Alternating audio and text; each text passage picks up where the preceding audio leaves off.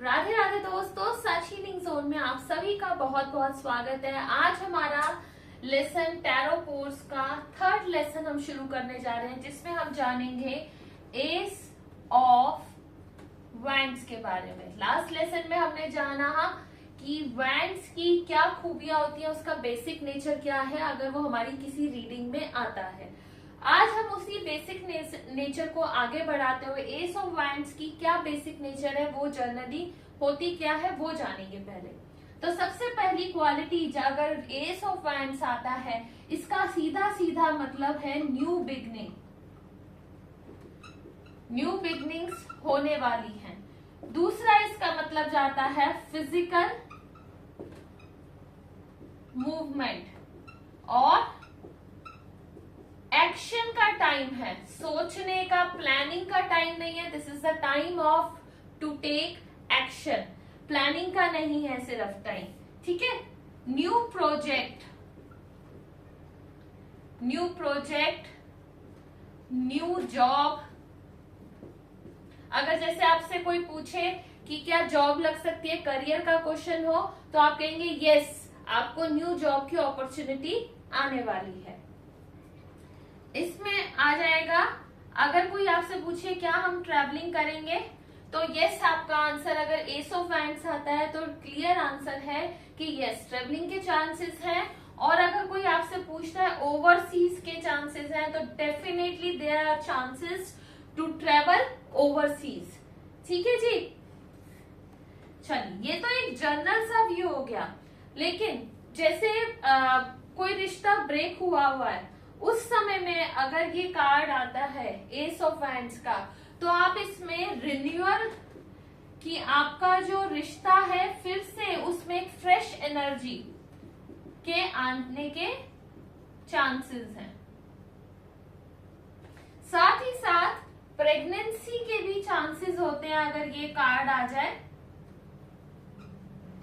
And overall this is a very positive card, very very positive card for new beginnings. आप इसको कह सकते हैं वेरी पॉजिटिव कार्ड है।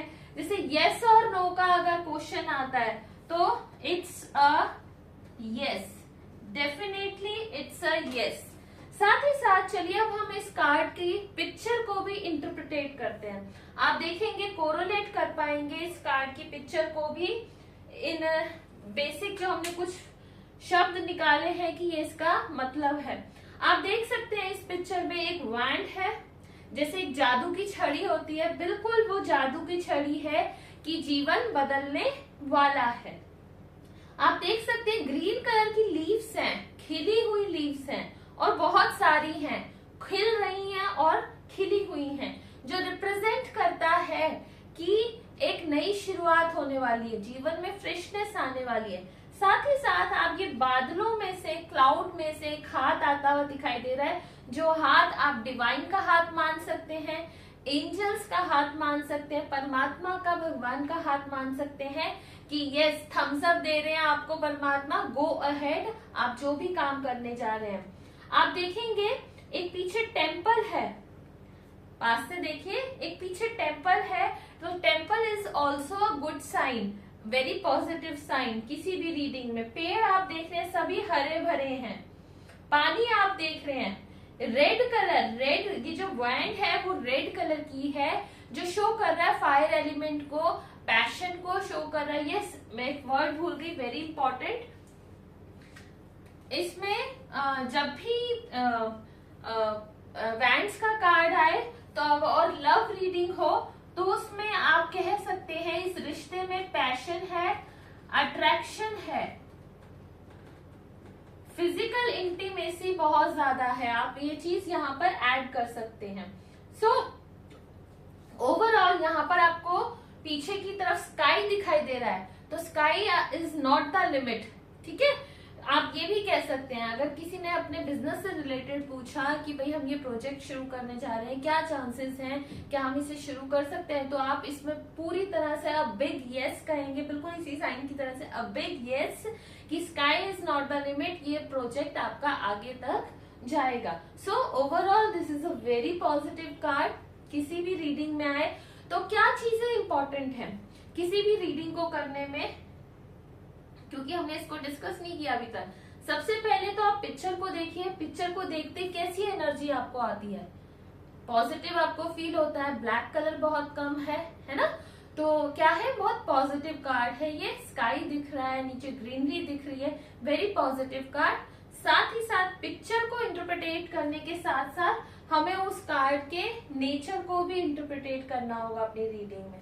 एंड थर्डली, मोस्ट इम्पोर्टेंटली, आपसे किसी ने बिजनेस का क्वेश्चन पूछा और आप उसमें अगर लव रीडिंग शुरू कर दें, that is not correct. According to question आपका आंसर होना चाहिए, ये बहुत इंपॉर्टेंट है। इसीलिए दोस्तों मैंने आपको कहा था बेसिक कार्ड्स लीजिएगा, बेसिक डेक लीजिएगा, नहीं तो अगर आपने इस तरह का डेक ले लिया शुरुआत में, आप इन कलर्स वगैरह को इंटरप्रिटेट कर ही नहीं पाएंगे।